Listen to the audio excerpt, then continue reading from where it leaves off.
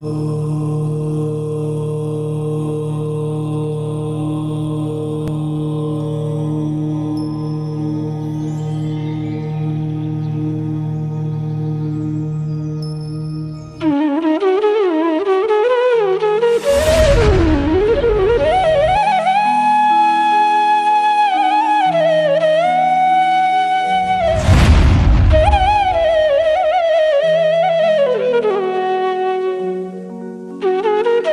हजार आठ श्री श्रेयांसनाथ भगवान की जय। देवादिदेव 1008 श्री नेमिनाथ भगवान की जय। देवादिदेव 1008 श्री बाहुबली भगवान की जय। सिद्धांत चक्रवर्ती आचार्य श्री नेमिचंद्राचार्य महामुनिराज की जय। संत शिरोमणि आचार्य गुरु और विद्यासागर जी महामुनिराज की जय। विद्याकुल शिरोमणि आचार्य श्री समय सागर जी महामुनिराज की जय। श्रमण शिरोमणि निर्यापक महाश्रमण मुनि पुंगव श्री सुधा सागर जी महामुनिराज की जय। समस्त मुनि संघ की जय। आइए, हमने कल जो विषय पढ़ा था उस विषय में हमने बहुत सारे मतलब गहन विषयों पर चर्चा की, और विषय थोड़े कड़े थे जो बार बार हम यदि पढ़ेंगे तो उसमें से थोड़ा विषय हमारे समझ में आएगा। तो उन सभी गाथाओं को हमें बार बार ही पढ़ना है। 550 नंबर की जो गाथा है, लगभग 549 48 पद्म नहीं, 550 नहीं, 47,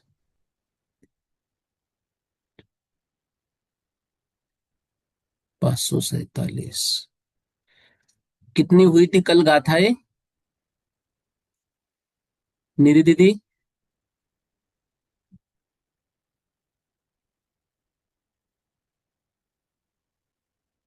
कोई बता सकता है कल कितनी गाथाएं हुई थी?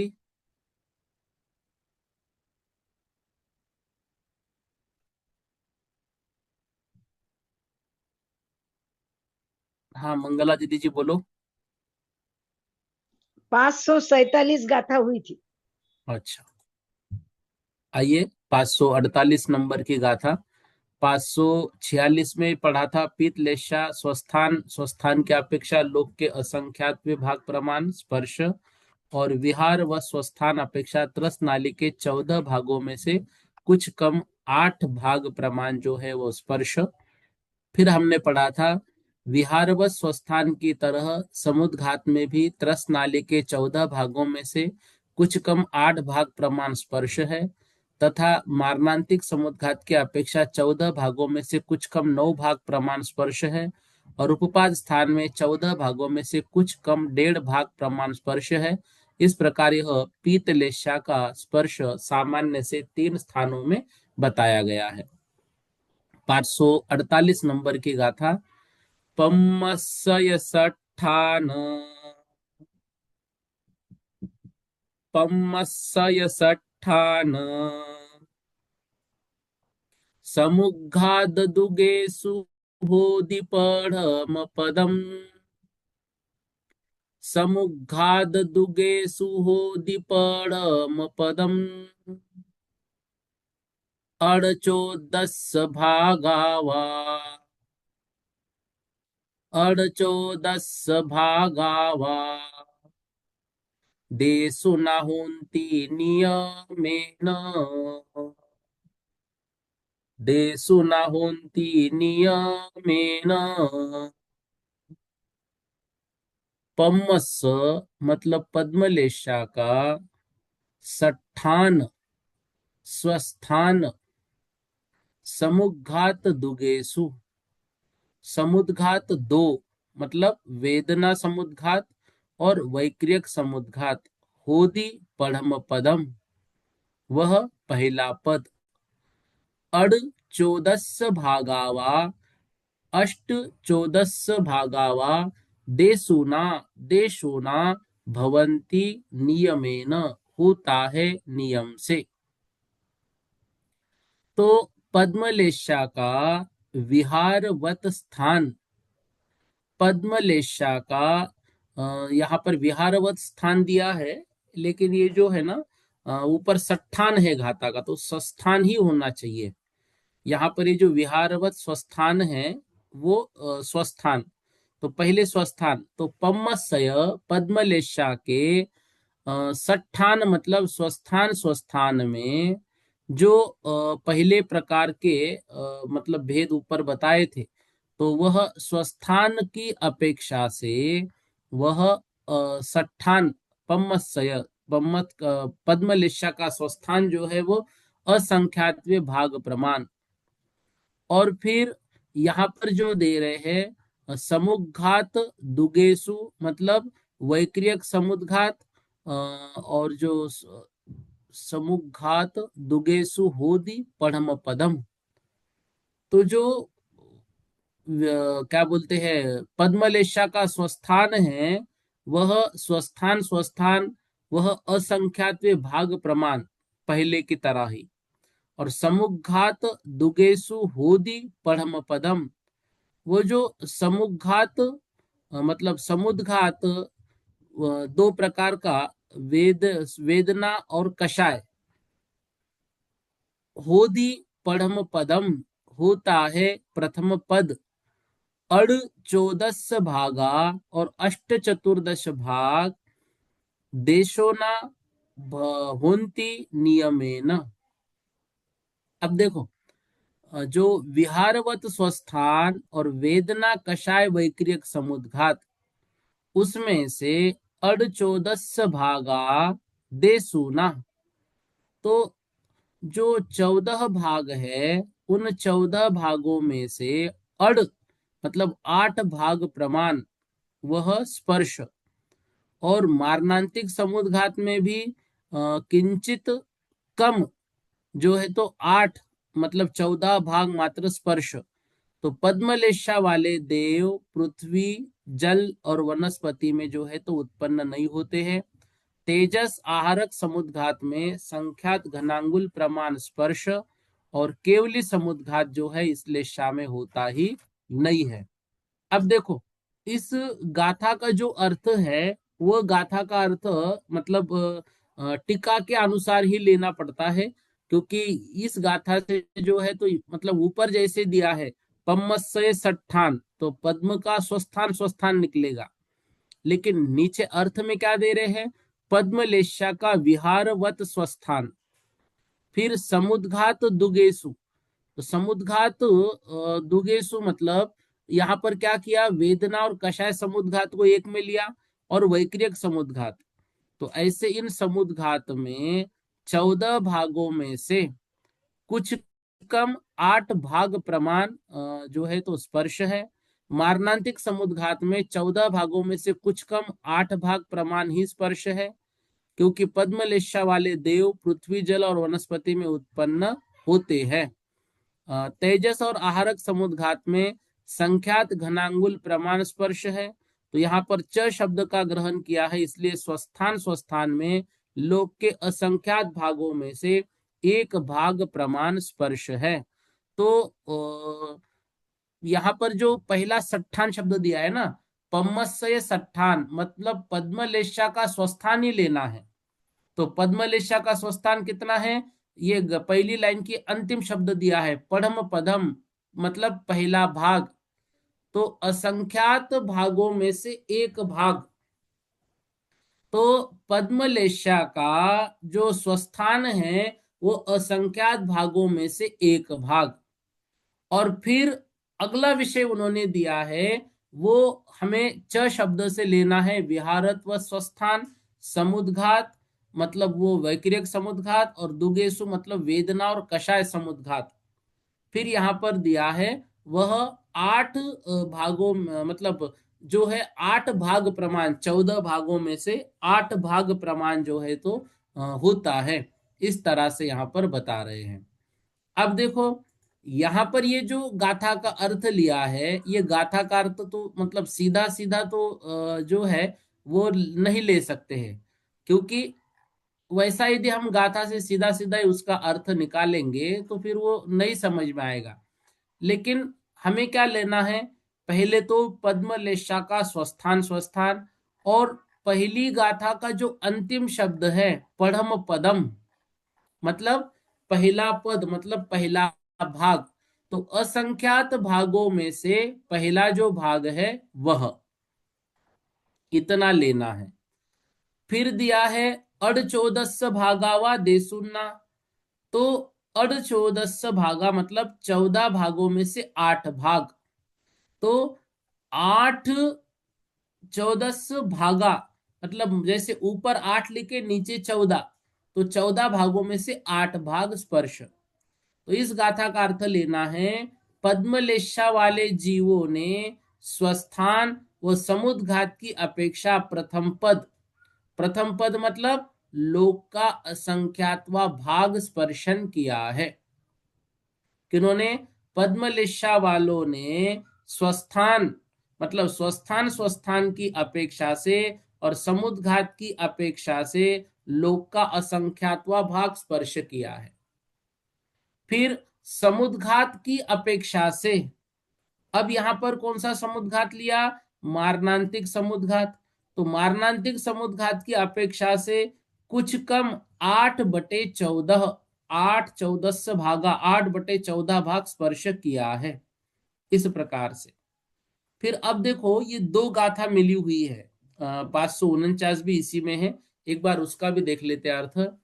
उवादे परम पदम, उवादे परम पदम,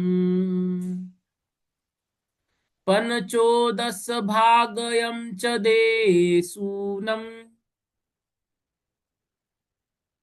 पंचोदश भागयं च देसूनम, सुक्कस्य तिष्ठाने, सुक्कस्य तिष्ठाने, पढ़मोक्षज्जो दशाहीना, पढ़मोक्ष पढ़मोक्षो दशाहीना। अब देखो यहां पर, अब यहां पर क्या कह रहे हैं? उवादे प्रथम प्रथम मतलब उपपाद की अपेक्षा से पद्मलेशा का पहला भाग, पन चौदस भागयम 5 भाग 14 भागों में से देसुनम। अब देखो यहां अगली गाथा में क्या कह रही है, इस गाथा में वो वादे मतलब उपपाद में पढ़म पदम मतलब प्रथम प्रद का अर्थ यहां पर लेना है लोक का असंख्यातवा भाग। मतलब लोक के भाग कितने हैं? असंख्यात, क्योंकि असंख्यात प्रदेशी है। अब असंख्यात को असंख्यात का भाग दिया तो एक भाग आएगा, तो एक भाग मतलब पहला भाग, मतलब वो प्रथम पद। तो उपपाद जो जीव है मतलब पहले समय में जो उपपाद होता है उस अपेक्षा से प्रथम पद। फिर उन्होंने दिया पन चौदस भागयम च देसुनम, और कुछ कम 5/14 जो है वह भाग स्पर्श किया है। जो उपपाद में जीव है मतलब जन्म के पहले समय में निकले हैं, उन्होंने या तो पहला भाग स्पर्श किया है या फिर 5/14 भाग स्पर्श किया है। शुक्कस्य तिष्ठाने, और शुक्ल का 3 स्थानों में, 3 स्थान मतलब यहां पर स्वस्थान उपपाद और समुद्घात में पढ़मो मतलब प्रथम पद मतलब असंख्यातवा भाग लोक का, और 6/14 हीना मतलब 6/14 भाग जो है स्पर्श किया है। इन दो गाथाओं के माध्यम से क्या कह रहे हैं? पद्मलेशा वाले जीवों ने स्वस्थान और समुद्घात पदों से लोक का असंख्यातवा भाग स्पर्श किया है, और अतीत काल की अपेक्षा से कुछ कम 8/14 भाग स्पर्श किया है। अब इसको कैसे समझे? तो स्वस्थान स्वस्थान पद की अपेक्षा 3 लोकों के असंख्यातवे भाग। तो असंख्यातवे भाग मतलब 2.5 द्वीप से असंख्यात गुने क्षेत्र जो है क्षेत्र का स्पर्श इन्होंने किया है। विहार व स्वस्थान, वेदना समुद्घात, कषाय समुद्घात और वैक्रियक समुद्घात और मारणांतिक समुद्घात, इन पदों से परिणत उन्हीं पद्मलेशा वाले देवों के द्वारा कुछ कम 8/14 भाग स्पर्श किया है। क्योंकि पद्मलेशा वाले देवों के एकेंद्रीय जीवों में मारणांतिक समुद्घात का अभाव है। उपपात की अपेक्षा लोक का असंख्यातवा भाग उन्होंने स्पर्श किया है, अथवा अतीत काल की अपेक्षा कुछ कम 5/14 भाग स्पर्श किया है। क्योंकि मेरु जो है, सुमेरु पर्वत की जो जड़ है, वह 5 राजू मात्र मार्ग जाकर सहस्त्रार कल्प का अवस्थान वहां पर है। शुक्ललेशा वाले जीवों ने स्वस्थान और उपपात पदों से लोक का असंख्यातवा भाग स्पर्श किया है, अथवा अतीत काल की अपेक्षा कुछ कम 6/14 भागों का स्पर्श किया है। तो स्वस्थान पद से तीनों लोकों के असंख्यात्वे भाग, तिर्यक लोक के संख्यात विभाग और 2.5 द्वीप के असंख्यात गुने क्षेत्र का स्पर्श किया है स्वस्थान की अपेक्षा से। और विहारवत स्वस्थान और उपपात पदों से 6/14 भागों का स्पर्श किया है, क्योंकि तिर्यक लोक से आरण अच्युत कल्पों में उत्पन्न होने वाले 6 राजू के भीतर विहार करने वाले ये जो जीव है, वो इतना स्पर्शन करते ही है, इतना स्पर्श जो है उनका होता है। इस प्रकार से देखो, मतलब कितना विषय ये जो है, क्या बोलते हैं, तो उनके ज्ञान में है कि एक एक देव, मतलब जो उनकी उनकी लेशा है, उस लेशा के साथ वो कहाँ तक स्पर्श कर सकते हैं। ठीक है, तो ये सारी बातें यहाँ पर बताई गई है। इसको एक सार सार रूप में फिर से हम समझेंगे। एक 550 नंबर की गाथा देखो, उसमें ये विषय जो है तो और यहाँ पर मतलब समाप्त हो रहा है। नवरी समुद्घादम्य, नवरी समुद्घादम्य संखातिदाहवन्ति भागावा, संखातिदाहवन्ति भागावा सौवो वा खलु लोगो, सौवो वा खलु लोगो फासो हो दित्तिनी दिट्ठो, फासो हो दित्तिनी दिट्ठो। अब क्या कह रहे हैं, जो मतलब समुद्घात है, उस समुद्घात की अपेक्षा से यहाँ पर वर्णन कर रहे हैं। तो समुद्घात की अपेक्षा से शुक्ल लेशा का वर्णन, नवरी समुद्घातमीय संखातीता हवंती भागावा। यहाँ पर ये जो नवरी शब्द है, यह शब्द मतलब ये गाथा पूर्ति के लिए है। तो समुद्घात की अपेक्षा संख्यातीदा हवंती भागावा, संख्यातीदा मतलब संख्या से अतीत, मतलब असंख्यातवा भाग प्रमाण उन्होंने स्पर्श किया है। सवो वा खलु लोगो, या फिर सर्वलोक ही फासो मतलब स्पर्श किया है, निर्दिष्टो ऐसा निर्दिष्ट किया है। तो शुक्ल लेशा वाले जीवों ने समुद्घात की अपेक्षा से लोक का असंख्यातवा भाग स्पर्श किया है, या फिर लोक का बहुभाग स्पर्श किया है, असंख्यातवा बहुभाग, या फिर सर्वलोक स्पर्श किया है। यहां पर जो है विशेषता ये होती है, शुक्ल लेशा वाले जीवों के द्वारा समुद्घात पदों से लोक का असंख्यातवा भाग स्पर्श किया जाता है, और अतीत काल की अपेक्षा से कुछ कम 6/14 भाग जो है स्पर्श होता है। फिर आरण अच्युत कल्पवासी देवों में मारणांतिक समुद्घात करने वाले तिर्यंच और मनुष्य पाए जाते हैं। वेदना कषा और वैक्रिक समुद्घातों की अपेक्षा स्पर्शन का निरूपण विहार व स्वस्थान के समान करते हैं, और केवली समुद्घात का जो है वह असंख्यात बहुभाग या फिर सर्वलोक जो है तो स्पर्श होता है। इस प्रकार से यहाँ पर समझना है। अब देखिए, कल से जो ये विषय हमने पढ़ा है, मतलब निश्चित रूप से समझ में आया ऐसा कुछ विषय, मतलब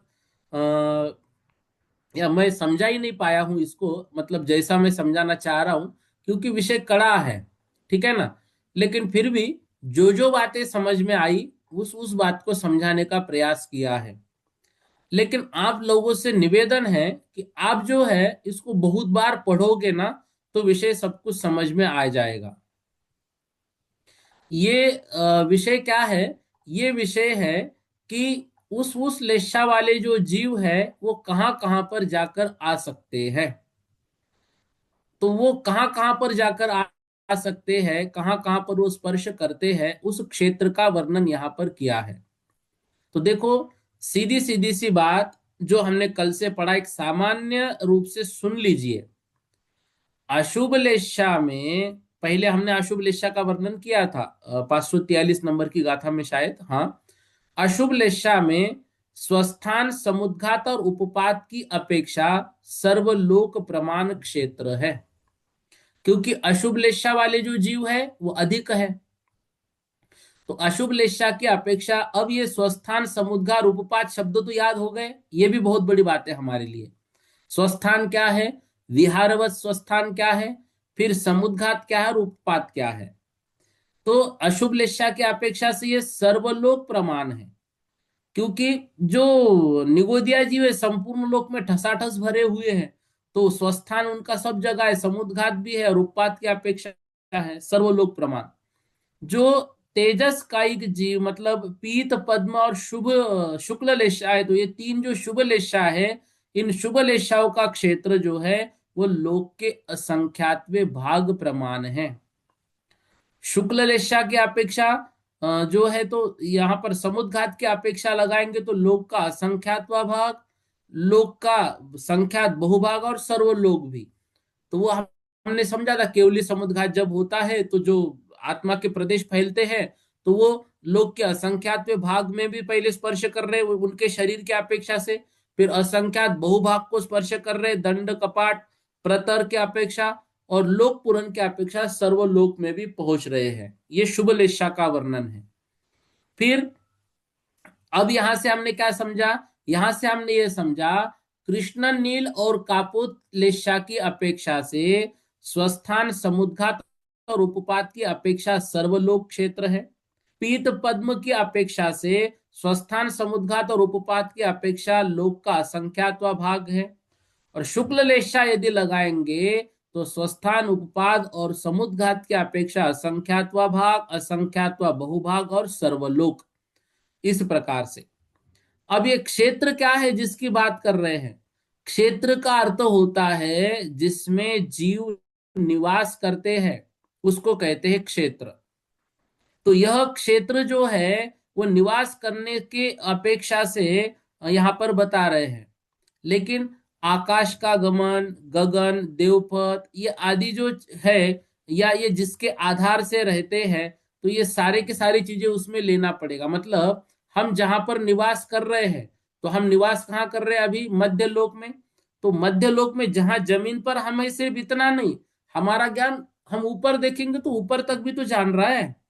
तो ऐसे आकाश, गगन, ये जो है, ये सारे स्थान यहाँ पर लिए जाते हैं क्षेत्र में। तो वहां वहां हमारा ज्ञान जो है जा रहा है। तो हम जो है अपने शुक्ल ज्ञान के माध्यम से वहां तक गमन भी कर सकते हैं। मतलब जैसे एक मनुष्यों की मर्यादा है भाई, विमान भी जाएगा तो एक मर्यादा तक जाएगा, तो जहां जहां वो जा रहा है वहां वहां जो है उसका क्षेत्र होता है। तो जहां अभी है वो स्वस्थान है, जहां विहार कर सकता है वो विहारवत क्षेत्र है। अब ये मर्यादा मनुष्यों के लिए है, देवों के लिए तो हमसे बहुत अधिक मर्यादा उनके लिए भी है, लेकिन वो तो गमन बहुत अधिक कर सकते हैं और उनको किसी चीज की आवश्यकता भी तो नहीं होती है। तो द्रव्यार्थिक नय की अपेक्षा पकड़ेंगे तो क्षेत्र एक प्रकार का है, लेकिन प्रयोजन के आश्रय से क्षेत्र दो प्रकार का है। तो वो स्वस्थान और विहारवत। अब देखो, लोकाकाश है, अलोकाकाश है। तो जिसमें छह द्रव्य होते हैं वो लोकाकाश है, और इससे बाहर जो है अलोकाकाश है, ठीक है। तो वैसे ही जहां जहां हम जाते हैं वहां पर स्वस्थान है जहां हमारा है, और परिभ्रमण यदि होता है, आना जाना यदि होता है मतलब कहीं पर, तो वो विहारवत स्वस्थान जो है तो होता है। अब यहाँ पर अशुभ लेशा और शुभ लेशा का एक सामान्य रूप से हमने समझा। फिर जो क्षेत्र और स्पर्शन, स्वस्थान, समुद्घात और उपपाद की अपेक्षा से होता है मूल रूप से 3 प्रकार का। अब उसमें स्वस्थान के 2 प्रकार लेते हैं, स्वस्थान विहारवत, और समुद्घात के 7 भेद लेते हैं और उपपाद का एक ही भेद लेते हैं। तो जैसे स्वस्थान है, तो स्वस्थान मतलब हम जहां पे रह रहे हैं, सो रहे, उठ रहे, बैठ रहे, चल रहे, व्यापार आदि कर रहे, सारा का सारा स्वस्थान है। फिर अब इन सभी स्थानों को छोड़कर यदि हम अन्यत्र गमन करते हैं, अन्यत्र परिभ्रमण करते हैं, व्यापार आदि के लिए जाते हैं, वो सारा के सारा कहाँ पर आता है? वो विहारवत स्वस्थान में आता है। और समुद्घात के विषय में तो कल की कक्षा में भी समझा, और इससे पहले भी हम लोगों ने बहुत अच्छे से इन सभी को समझा हुआ है। वो तो अब देखो, आत्मा के प्रदेश जा रहे हैं, तो आत्मा के प्रदेश उस लेशा वाले होने से वह लेशा वहां वहां तक जा रही है, वहां वहां तक स्पर्श करके आ रही है। इस अपेक्षा से जो है प्रत्येक की लेशा का वर्णन यहाँ पर कर रहे हैं। अब अशुभ लेशाओं में एकेंद्रीय जीव की प्रधानता है। इस कारण से स्वस्थान स्वस्थान की अपेक्षा से भी उनका जो स्थान है वह स्थान बहुत अधिक है। अब अ, वो जो है वो असंख्यात लोक का भाग भी लिया, बहुभाग भी लिया, और संपूर्ण लोक भी उनका लिया जाता है। अब ये जो मतलब क्षेत्र के स्थान है, इस स्थान में फिर मरण की अपेक्षा कुछ वर्णन करते हैं। तो उन्होंने ये कहा था, सौधर्म ईशान स्वर्ग के प्रति समय असंख्यात जीव मरते हैं, और असंख्यात बहुभाग विग्रह गति करने वाले हैं, और उसमें भी असंख्यात भाग दूर मारणांतिक वाले हैं। इनमें असंख्यात भाग प्रमाण उपपाद गत जीव है, और उसका असंख्यात भाग दूसरे दंड से उत्पन्न होने वाले जीव है। अब यहाँ पर उपपाद क्षेत्र स्थापित करते समय सौधर्म ईशान देवों की जो मतलब विस्तार श्रेणी है, वो क्या हो जाएगी? घनांगुल की तृतीय वर्गमूल होती है। ऐसा कल की कक्षा में हमने समझा था। तो पल्योपम के असंख्यात्वे भाग रूप सौधर्म ईशान संबंधी जो उपक्रम काल है, तो वहां से कोई जीव मर गया और वो अगले गति में मतलब जहां पे जन्म लेना है, जैसे मनुष्य लोक में आ रहा है, तो पहले समय में उनका उपपाद है, और वहां से लेकर मनुष्य क्षेत्र तक जहां जन्म लेना है, वो वहां तक आ रहा है, तो वह क्षेत्र माना जाएगा। क्योंकि अब वहां से किसी ना किसी लेशा के साथ उन्होंने मरण किया है, और उन लेशाओं के साथ ही वो जो है तो अब जन्म लेने वाले हैं। मतलब अपर्याप्त अवस्था में वो लेशा जीव जो है तो साथ में लेकर आते हैं। तो उस अपेक्षा से उन्होंने बहुत सारे वहां पर हमारे लिए हेतु दिए हुए थे, ऐसा ऐसा इसी श्लेषा के साथ होता है। फिर अशुभ लेशाओं में उन्होंने स्पष्ट यही कह दिया था कि 3 अशुभ लेशाओं का जो 3 स्थान है, मतलब स्वस्थान हो, चाहे उपपाद हो, चाहे समुद्घात हो, वो संपूर्ण लोक है। पीत लेशा में उन्होंने कहा, पीत लेशा का स्वस्थान स्वस्थान के अपेक्षा से लोक का असंख्यात भाग स्पर्श है, और विहारवत स्वस्थान के अपेक्षा 8 बटा जो है 14वां उसका स्पर्श है। इस प्रकार से पीत लेशा का बताया। तेज लेशा वालों का बताया, असंख्यात भाग स्पर्श लोक का, या फिर क्षेत्र प्ररूप नाप की अपेक्षा से वो 8/14 भाग रूप से ही वहां पर भी उनका भेद जो है तो बताया है। इस तरह से फिर आज हमने ये पढ़ा, पद्मलेशा वाले जीवों ने स्वस्थान और समुद्घात की अपेक्षा से लोक का असंख्यात भाग स्पर्श किया, और फिर मतलब भूतकाल या फिर जो व्यतीत काल हुआ है उस अपेक्षा से 8/14 काल जो है उसने स्पर्श किया है। और जो उपपाद पदगत जीवों ने प्रथम पद मतलब लोक का असंख्यात भाग स्पर्श किया है, और 5/14 जो भाग स्पर्श किया है वह पूर्व काल की अपेक्षा से। और शुक्ल लेशा वालों ने तीनों स्थानों में कुछ कम मतलब जो पहला पद हो या फिर कुछ कम 6/14 भाग स्पर्श किया है। और शुक्ल लेशा वाले जीव जो है समुद्घात की अपेक्षा संपूर्ण लोक को भी तो स्पर्श करते हैं। ऐसे ये सारे विषय है। अब देखो, ये निश्चित रूप से जो विषय है वो कड़े हैं, लेकिन एक सामान्य रूप से हमने समझे, जितनी शक्ति है या जितना ज्ञान का क्षोभ मेरा था, उस अपेक्षा से समझाया। लेकिन फिर भी ये विषय अभी तक क्लियर नहीं हुआ है, ऐसा मैं समझता हूँ। आपको समझ में आ गया है ऐसा नहीं समझता हूँ। और इसके लिए थोड़ा सा एक, जैसे अभी तक आपको पीडीएफ भेज रही है, ऐसे इसके ऊपर थोड़ा सा काम कर रहा हूँ। तो थोड़ा वो पीडीएफ यदि थोड़ा अच्छे से बन जाए, कुछ अच्छे उदाहरण के साथ वहां पे, चार्ट के साथ जो है, तो वो आपको भेजूंगा ही, तो वहां पे और आपका विषय क्लियर हो जाएगा, ऐसे उम्मीद करता हूँ। ठीक है ना? इसलिए यह विषय जो है, जितना समझ में आया ठीक, और नहीं भी आया तो कोई दिक्कत नहीं है। अब जो है 551 नंबर की गाथा की ओर हम चलते हैं। कालोच्छल्लेसानम्,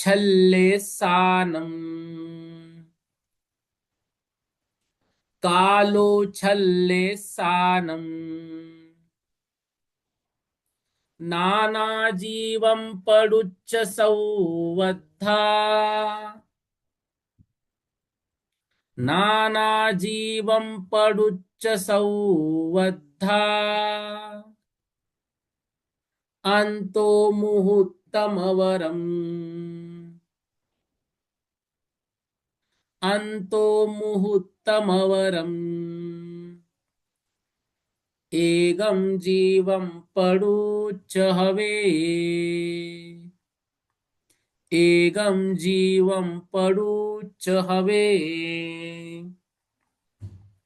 अब काल बता रहे हैं, काल अधिकार का वर्णन यहां पर कर रहे हैं। तो काल के अपेक्षा से जो वर्णन कर रहे हैं, कालो छेल्लेसानम, काल की अपेक्षा से छेल्लेसानम, छह लेशाओं का जो काल है, नाना जीवम पड़ुच्च संवद्दा, नाना जीव मतलब नाना जीवों की अपेक्षा छहो लेशाओं का जो काल है, वह संवद्धा पड़ुच्च, वह संवद्धा मतलब सर्वकाल माना जाएगा। नाना जीव की अपेक्षा मतलब देखो, एक होता है एक जीव की अपेक्षा से, और एक होता है सर्व जीवों की अपेक्षा से।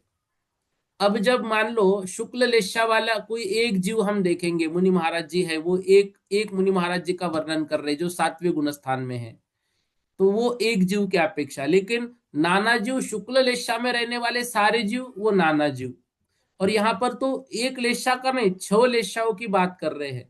तो नाना जीवों की अपेक्षा छह लेशा सर्वकाल में है ही है, क्योंकि छह लेशाएं संसार में हमेशा पाई ही जाती है।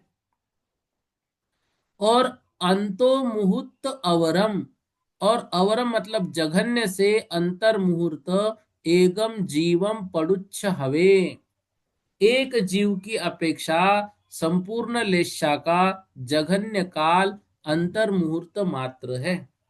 एक जीव में एक लेशा अंतर मुहूर्त तक जो है तो रहती है। ठीक है ना? तो नाना जीवों की अपेक्षा कृष्ण आदि छह लेशाओं का सर्वकाल है, क्योंकि छह लेशाएं जो है वो संपूर्ण मतलब लोक में वो तो पाई जाती है। तो छह लेशाओं का नाना जीव की अपेक्षा सर्वकाल है। और अवरम मतलब जघन्य काल, एक जीव की अपेक्षा अंतर मुहूर्त मात्र है, मतलब एक जीव में एक लेशा रह सकती है, तो कम से कम अंतर मुहूर्त में वो रहेगी ही रहेगी। इतना यहाँ पर बता रहे हैं। और इसको आगे एक गाथा जोड़ते हैं। उवहीनं ते तिस्सम्, उवहीनं ते तिस्सम्, सत्तर सत्तेव होन्ति दोचेव, सत्तर सत्तेव होन्ति दोचेव, अठारस तेतिस्सा, अठारस तेतिस्सा, उक्कसा होन्ति अदीरेया, उक्कसा होन्ति अदीरेया, उवहीनम तेतिस्सम, उहीनम मतलब उत्कृष्ट काल। उत्कृष्ट काल किसी एक लेशा का, मतलब पहले कृष्ण लेशा का। तो उत्कृष्ट काल जो है वह सबसे पहले तो दिया है अधिरेया। अधिरेया मतलब कुछ अधिक अधिक पकड़ना है। तो उत्कृष्ट काल क्रम से हम लगाएंगे तो 33 मतलब 33 सागर। ठीक है, थोड़ा अधिक मतलब साधिक 33 सागर। फिर दिया है 70, तो ये 70 मतलब 17 मतलब 17 सागर। ठीक है, फिर 70 मतलब 7 सागर। फिर 2 मतलब 2 सागर। 18 मतलब 18 सागर। 33 मतलब 33 सागर।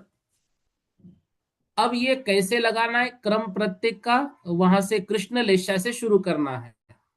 तो ऊपर की गाथा और नीचे की गाथा को मिलकर हम समझते हैं। नाना जीवों की अपेक्षा काल का वर्णन जब हम करेंगे तो लेशा मार्गना के अनुसार कृष्ण, नील, कापोत, पीत, पद्म और शुक्ल 6 लेशा वाले जीव हमेशा हमेशा रहते हैं। एक जीव की अपेक्षा 3 अशुभ लेशा वाले जीवों का जघन्य काल जो है वो अंतर मुहूर्त है। ठीक है, वो कितना है, वो अंतर मुहूर्त है। फिर यहाँ पर दूसरी गाथा में और क्या वर्णन कर रहे हैं। दूसरी गाथा में यहाँ पर बता रहे हैं प्रत्येक का उत्कृष्ट काल कितना। तो प्रत्येक का उत्कृष्ट काल यहाँ पर बताया। प्रत्येक का जो उत्कृष्ट काल है वह सबसे पहले दिया 33 सागर। तो वो किसका लेंगे, कृष्ण लेशा का उत्कृष्ट काल 33 सागर। फिर 17 सागर नील लेशा का 17 सागर। फिर 7 सागर तो अगली लेशा कापुत लेशा का 7 सागर। फिर पीत लेशा का 2 सागर। पद्म लेशा का काल 18 सागर और शुक्ल रेशा का काल 33 सागर। अब यहां पर कुछ अधिक शब्द हमें लगाना है। अब यह उत्कृष्ट काल मतलब मनुष्यों की अपेक्षा से तो नहीं है, क्योंकि मनुष्य की आयु सागरों में कभी होती नहीं है। तो ये काल उत्कृष्ट जो है नारकी जीव और देवों की अपेक्षा है। तो नारकी और देव जिस पर्याय में आकर उत्पन्न होते हैं उस पर्याय का अंतिम अंतर मुहूर्त काल तथा देव और नारक पर्याय को छोड़कर जहां पर उत्पन्न होते वहां का आदि का अंतर मुहूर्त काल मात्र वही लेशा होती है। तो वो वहां पर आए तब से लेकर अब जहां जाएंगे वो साथ में वो लेशा लेकर जाएंगे, इसलिए वो कुछ अधिक लेते हैं। पीत लेशा और पद्म लेशा का काल किंचित कम आधा सागर भी अधिक जाना जाता है, क्योंकि आयु जो है वह घातायुष को भी होती है। तो घातायुष को सम्यक दृष्टि तो उसके अंतर मुहूर्त कम आधा सागर आयु अधिक जो है तो होती है। सौधर्म और ईशान में 2 सागर की आयु बताई जाती है। तो जो घातायुष को सम्यक दृष्टि जीव होते हैं वो अंतर मुहूर्त कम 2.5 सागर भी आयु लेकर वो जानते हैं। मतलब मान लो 2 सागर है तो 2 सागर में कुछ अधिक होती है, तो कुछ अधिक जो है वो घातायुष की अपेक्षा होती है। मतलब ऊपर के स्वर्ग की आयु बांधी थी लेकिन परिणाम बिगड़ गए तो नीचे के स्वर्ग में आए, तो घातायुष की अपेक्षा से जो है उनकी आयु कम अधिक होती है। इस प्रकार से प्रत्येक का जो काल है वो काल इस गाथा में बताया गया है। अब यहाँ भावार्थ देखो इस गाथा का क्या लिख रहे हैं। यह अधिक का संबंध 6 लेशाओं के उत्कृष्ट काल के साथ साथ करना चाहिए। जैसे कृष्ण लेशा का 33 सागर से कुछ अधिक, नील लेशा का 17 सागर से कुछ अधिक, आदि आदि। क्योंकि यह उत्कृष्ट काल का वर्णन देव और नारकियों की अपेक्षा से जो जिस पर्याय को छोड़कर देव या नारकी उत्पन्न हो उस पर्याय के अंत के अंतर मुहूर्त में, और देव और नारक पर्याय को छोड़कर जिस पर्याय में उत्पन्न हो उस पर्याय के आदि के अंतर मुहूर्त में वही लेशा होती है। इसलिए 6 लेशाओं के उक्त उत्कृष्ट काल प्रमाण में दो दो अंतर मुहूर्त काल अधिक अधिक होता है। पीत और पद्म लेशा के काल में कुछ कम आधा सागर भी अधिक हो सकता है। वो कुछ अधिक कितना हो सकता है, आधा सागर भी। क्यों हो सकता है, क्योंकि सौधर और ईशान स्वर्ग में 2 सागर की आयु है। अब यहाँ पर 2 सागर का प्रमाण तो दिया है, परंतु कुछ अधिक घातायुष्क सम्यक दृष्टि सौधर्म विशाल स्वर्ग में जो उत्पन्न हो, तो उनकी आयु अंतर मुहूर्त कम 2.5 सागर की भी आयु हो सकती है। तो 2 सागर में आधा सागर वो बढ़ जाती है घातायुष्क की अपेक्षा से। अतः वहां कुछ अधिक सिर्फ अंतर मुहूर्त अधिक नहीं, आधा सागर भी अधिक हो सकती है। इस तरह घातायुष्क मिथ्या दृष्टि की पल्ले के असंख्यात भाग प्रमाण आयु अधिक हो सकती है, परंतु ये अधिकपना सौधर्म स्वर्ग से लेकर सहस्रार स्वर्ग पर्यंत ही है, क्योंकि उसके आगे घातायुष्क जीव उत्पन्न नहीं होते हैं। तो सहस्रार के ऊपर जितना आयु का प्रमाण बताया है, उतना ही लेशा का जो है तो काल समझना चाहिए।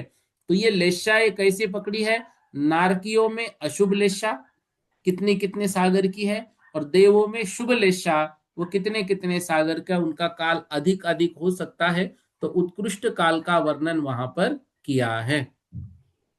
अब अंतर कितना होता है इन लेशाओं में, तो वो 2 गाथाओं के माध्यम से इन गाथाओं का मतलब अंतर बताते हैं लेशाओं का इन 2 गाथाओं के माध्यम से।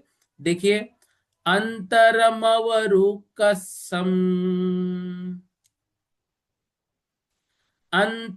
अंतरमवरुकसम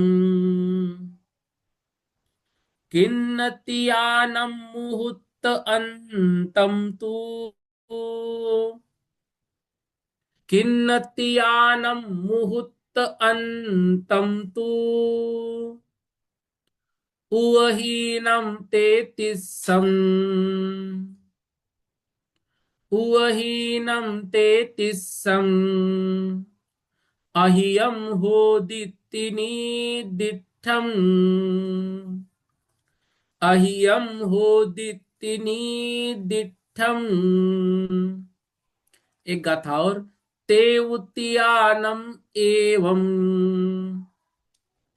तेवुतियानम एवं नवरीय वुक्कस्स विरह कालोदु नवरीय वुक्कस्स विरह कालोदु पुग्गल परिवट्ठाहु असंख्येज्जाहोन्ति नियमेन असंख्येज्जाहोन्ति नियमेन।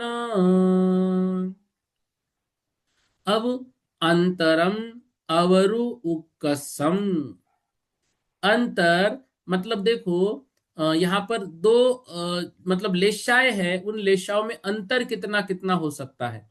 तो अंतर अवरम उक्कसम, अवरम मतलब जघन्य से, उक्कसम मतलब उत्कृष्ट से। किन्नतियानम, कृष्ण आदि 3 लेशाओं का मतलब अशुभ लेशाओं का जो अंतर है, वह अंतर मुहूर्त अंतम तू, वो 3 लेशाओं का जो अंतर है, अंतर का अर्थ यहां पर क्या लेना है, विरह काल। तो जैसे कोई जीव कृष्ण लेशा में था, फिर कृष्ण लेशा को छोड़कर अन्य लेशा को गया, तो अब वो पुनः कृष्ण लेशा में आया, तो जब तक वो कृष्ण लेशा को प्राप्त नहीं होता है, उस काल को कृष्ण लेशा का अंतर कहते हैं। तो ये अंतर मतलब विरह काल, कृष्ण लेशा छोड़ी दूसरी लेशा में गया, पुनः कृष्ण लेशा को प्राप्त कितने समय बाद हुआ, उतने काल को विरह काल या अंतर काल कहते हैं। तो 3 अशुभ लेशाओं का अंतर काल कितना है, तो 3 अशुभ लेशाओं का अंतर काल जो है वह जघन्य कितना होगा, अंतर मुहूर्त प्रमाण। और जो उत्कृष्ट काल है वह बोल रहे हैं उहीनम तेतिसम अहियम। जो उत्कृष्ट काल है वह उत्कृष्ट काल कितना है, तो उत्कृष्ट काल 33 सागर से कुछ अधिक होता है। होदी ती निधिटम होता है ऐसा कहा गया है। तो कृष्णादि 3 लेशाओं का जघन्य अंतर अंतर मुहूर्त और उत्कृष्ट अंतर कुछ अधिक 33 सागर जो है तो होता है।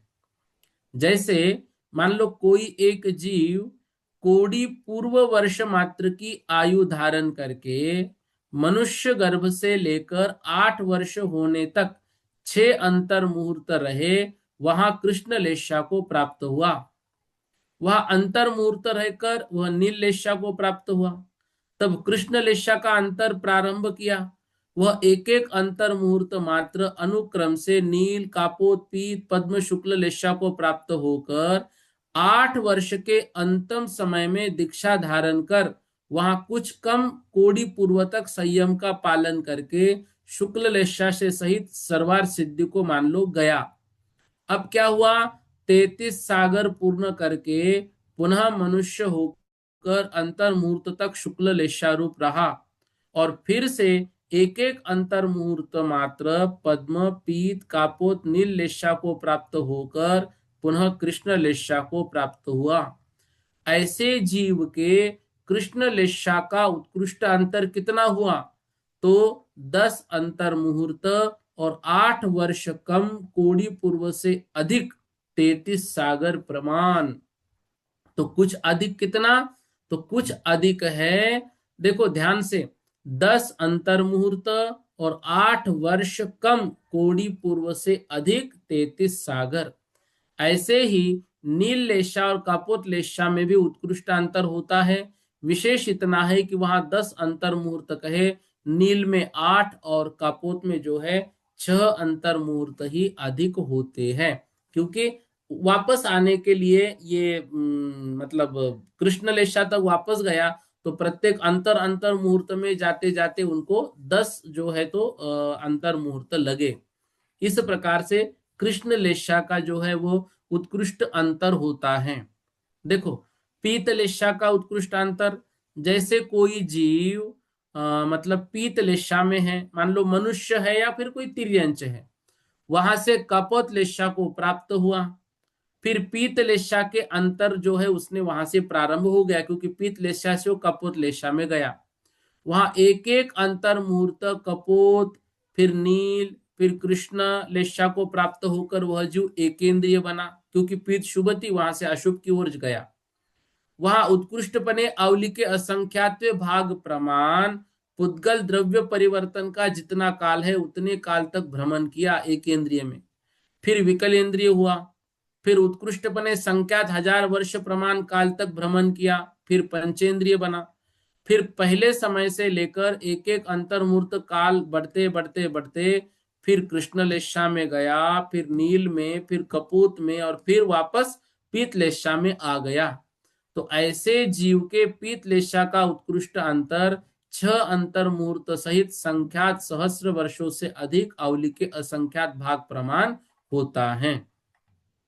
तो यहाँ पर पहली गाथा में जो वर्णन दिया है वो अशुभ लेशा का है और दूसरी गाथा में देखो तेवतियानम ये नवरी उकस्स विरह कालो। तो तेवतियानम मतलब पीत, पद्म और शुक्ल इन 3 लेशाओं का उत्कृष्ट विरह काल जो है, विरह कालोदु उत्कृष्ट अंतर जो है, पुग्गल परिवट्ठाहु असंख्यजा होन्ति नियमानम। पुग्गल मतलब पुद्गल परिवर्तन जो होता है उसका असंख्यात असंख्यात भवंती नियमानम, असंख्या मतलब उससे असंख्यात, तो असंख्यात जो वर्ष है तो मतलब संख्या सहस्र वर्षों से अधिक और असंख्यात भाग प्रमाण जो पुद्गल परिवर्तन है ना, पुद्गल परिवर्तन का असंख्यात भाग प्रमाण जो है वह उनका अंतर होता है। ये पीतलेशा का वर्णन अभी हमने पढ़ा।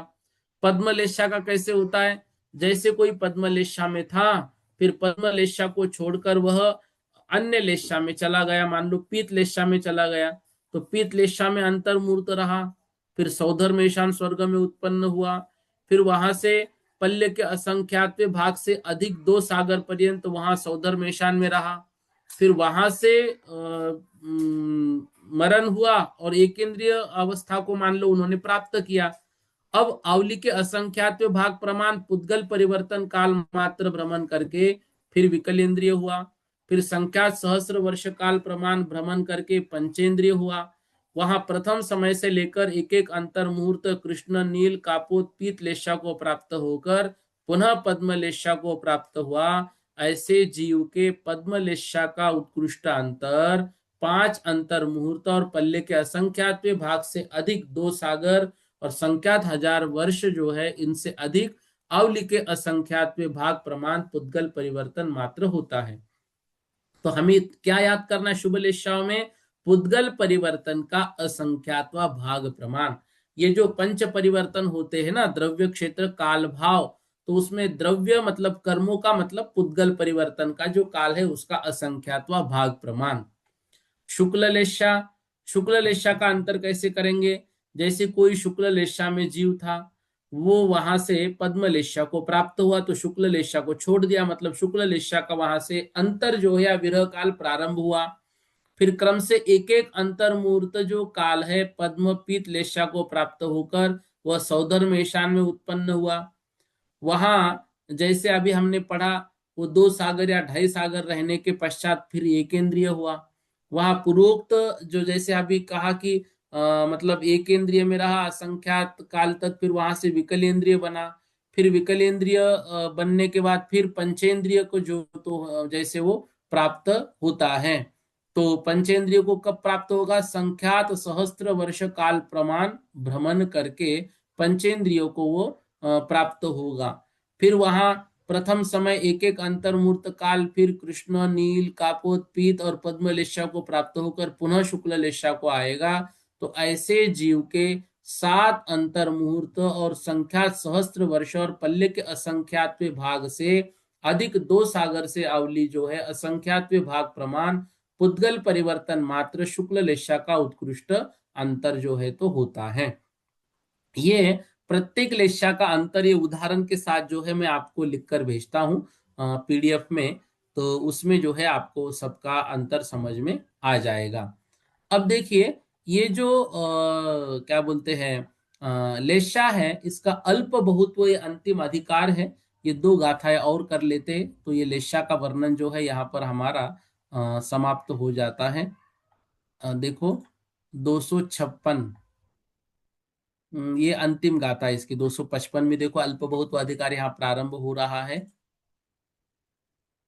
255 ये देखो यहाँ पर ये बहुत सारे वर्णन दिए भी है और ऐसे सारे उदाहरण आपको मैं भेजूंगा अभी। भावा दो छे लस्सा, भावा दो छेल्लेसा, ओदय्या होन्ति अप्पबहुगम तू, ओदय्या होन्ति अप्पबहुगम तू, दौवपमाने सिद्धम, दौवपमाने सिद्धम, इदिले सावन्निदा होन्ति,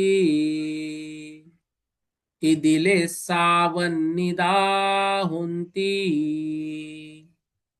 देखो भावादो छेल्लेसा औदय्या होन्ति, मतलब भावों की अपेक्षा से यदि देखेंगे तो छेल्लेसा मतलब 6 लेशाएं औदय्या औदयिक भाव रूप होती है, क्योंकि कषाय से संयुक्त योगों की प्रवृत्ति का नाम लेशा है। तो ये दोनों भी कर्मों के उदय से हो रहे हैं, ठीक है ना। तो इसलिए ये जो है ये सारी लेशाएं औदयिक भाव है। जैसे हमने भाव पढ़े ना, औदयिक भाव, क्षायोपशमिक भाव, क्षायिक भाव, ये भाव पढ़े हैं। तो ये यहाँ पर भाव कौन सा होगा? तो यहाँ पर 6 लेशाओं का भाव औदयिक भाव ही होगा। ये बस इतनी ही पंक्ति में, मतलब भावादो छेल्लेसा औदया होन्ति, इतनी पंक्ति में एक भाव अधिकार जो है कंप्लीट हो जाता है, एक भाव अधिकार। अब अल्प बहुत्व अधिकार यहां से प्रारंभ हो रहा है। इसी गाथा का पहली गाथा का अंतिम शब्द अप बहुगंतु दव्यपमाने, और जो अल्प बहुत है वह अल्प बहुत्व दव्य प्रमाण है। यदि लेसा वनिदा होती, इस प्रकार से लेशाओं का वर्णन होता है। तो लेशाओं का अल्प बहुत्व जो है वह संख्या अधिकार में द्रव्य प्रमाण से होता है, मतलब जिनका प्रमाण थोड़ा है वे अल्प, जिनका प्रमाण अधिक है वो बहुत। तो ये कैसे हम लगाएंगे संख्या प्रमाण? तो हमने अभी पढ़ा ना कि सबसे अधिक जीव कौन से हैं, वो अशुभ लेशा वाले हैं, और सबसे कम जीव कौन से, शुभ लेशा वाले हैं। उसमें भी यदि हम लगाएंगे तो शुक्ल लेशा वाले जीव थोड़े हैं, फिर भी वो असंख्यात है। उनसे असंख्यात गुने पद्मलेशा वाले, उनसे संख्यात गुने पीतलेशा वाले, उनसे अनंता अनंत गुने कापोतलेशा वाले, उनसे कुछ अधिक नीललेशा वाले, और उनसे कुछ अधिक कृष्णलेशा वाले। इस प्रकार से ये अल्प बहुत्व यहाँ पर होता है। ऐसे टोटल 16 अधिकारों के माध्यम से जो है तो यहाँ पर लेशाओं का वर्णन किया है। तो ये याद रखना है। देखो यहाँ पर ये भाव की अपेक्षा छह लेशा औदय के, क्योंकि कषाय से अनुरंजित योग परिणाम को लेशा कहते हैं। ये दोनों अपने अपने योग्य कर्म के उदय से होते हैं। लेशाओं का अल्प बहुत्व, तो पहले लेशाओं का जो संख्या अधिकार में द्रव्य प्रमाण कहा उससे सिद्ध है, सबसे अल्प शुक्ल लेशा वाले, उनसे असंख्यात जो है इनसे असंख्यात गुने पद्मलेशा वाले, पद्मलेशा से असंख्यात गुने पीतलेशा वाले, पीतलेशा से अनंत गुने कापोतलेशा वाले, और इनसे कुछ अधिक नील लेशा वाले, और इनसे भी कुछ अधिक कृष्ण लेशा वाले जीव जो है तो होते हैं। ये अल्प बहु मतलब कम ज्यादा लेशाओं में कैसे होते हैं। और अंतिम गाथा जो है वो बता रहे हैं कि लेशा से रहित जो जीव है, मतलब लेशा रहित जीव कौन से होते हैं, तो 14वां गुणस्थान जो है और सिद्ध अवस्था जो है, तो उनका वर्णन बता रहे हैं। किन्नादिलेसरहिया, किन्नादिलेसरहिया, संसार विनिगया अनंत सुहा, संसार विनिगया अनंत सुहा, सिद्धिपूरम संपत्ता, सिद्धिपूरम संपत्ता, अलेस्याते मुने यौवा, अलेस्याते मुने यौवा, किन्नादि लेस रहिया, मतलब कृष्ण आदि लेशाओं से रहित। तो कृष्ण आदि छह लेशाओं से रहित, संसार विनिग गया अनंत सुहा। तो संसार, जो संसार है, इस संसार समुद्र से विनिग गया मतलब वो निकल गए हैं, संसार समुद्र से वो पार हो गए हैं। अनंत सुहा, और अनंत सुख को उन्होंने प्राप्त किया है। सिद्धिपुरम संपत्ता, और जो सिद्धिपुर की संपत्ति है, सिद्धिपुर मतलब सिद्धत्व अवस्था की अष्टम वसुधा की जो संपत्ति है, मतलब उनकी संपत्ति कौन सी, आत्मा की उपलब्धि। आत्मा की उपलब्धि, केवल ज्ञान आदि जो है वो सब उनको प्राप्त हुए हैं। अलेसिया, वे अलेसिया मतलब लेसा रहित, जो अयोग केवली और जो सिद्ध भगवान है, मुने यौवा मतलब जानने चाहिए। तो जो कृष्ण आदि छह लेशाओं से रहित है, इस कारण से पंच परिवर्तन रूप संसार समुद्र के पार को प्राप्त हो गए हैं, तथा अतीन्द्रिय अनंत सुख से तृप्त है। आत्मोलब्धि रूप सिद्धिपुरी को जो प्राप्त हो गए हैं, उन जीवों को अयोग केवलिया सिद्ध भगवान कहते हैं। जो अनंत सुख को प्राप्त कर संसार से सर्वथा रहित होकर सिद्धिपुरी को प्राप्त हो गए हैं, वे जीव सर्वथा लेशाओं से रहित हैं। अतएव उनको अलेश्य सिद्ध कहते हैं। क्योंकि लेशाओं का संबंध कषाय और योग से है, अतएव जहां तक कषाय के उदय स्थान है और योग प्रवृत्ति पाई जाती, वहां तक लेशाय भी मानी जाती है। इनके ऊपर 14वें गुणस्थान एवं सिद्ध अवस्था में इनका सर्वथा अभाव है, अतएव दोनों ही स्थान जो है वो अलेश्य है। इस प्रकार से यहाँ पर बता रहे हैं। ठीक है, यहाँ पर जो है लेशाधिकार हमारा समाप्त हो रहा है। और कल देखो ये स्क्रीन पर आ गया है, ये भव्यत्व मार्गना जो है वो कल हम प्रारंभ करेंगे। और जो भव्य मार्गना है, तो जीवत्व, भव्यत्व, अभव्यत्व आदि शब्द हमने पढ़ रखे हैं, उन्हीं विषय को जो भव्य है, उस भव्यपने को हम जो है कल समझेंगे। और लेशाव का जो मतलब 543 नंबर की गाथा से ये 556 तक, 56 भी नहीं कहेंगे हम, यूं कहेंगे कि 551 तक जो क्षेत्र का वर्णन है वही थोड़ा हमारे लिए कड़ा रहा। बाकी सारा विषय आप लोगों ने अच्छे से समझा है, इसकी भी आप तैयारी कर लीजिए। इसकी पीडीएफ भी आपको अतिशीघ्र प्राप्त हो जाएगी, जिसके माध्यम से आप इसका अध्ययन कर सकते हैं। आने वाले रविवार को मनःपर्यय ज्ञान का पेपर हो, सॉरी, अवधि ज्ञान का पेपर होगा पहले, बिल्कुल सही, अवधि ज्ञान का पेपर पहले होगा और सोमवार को मनःपर्यय ज्ञान का होगा। तो अवधि ज्ञान की आप तैयारी कर लीजिए अच्छे से रविवार के लिए, और मनःपर्यय ज्ञान के भी 2-3 दिन बचे हैं। बहुत अच्छे तरीके से तैयारी करके उसका अध्ययन करना है, और उसके बाद जो है फिर हम लेशा का पेपर भी लेंगे। ठीक है, इस तरह से आपको यह तैयारी करनी है। आज इतना ही पढ़ लेते हैं, इसके आगे कल की कक्षा में समझेंगे। बोधि समाधि परिणाम विशुद्धि स्वात्मोपलब्धि शोषो के सिद्धि चिंतामणिम चिंतित वस्तुदानिम त्वामंद।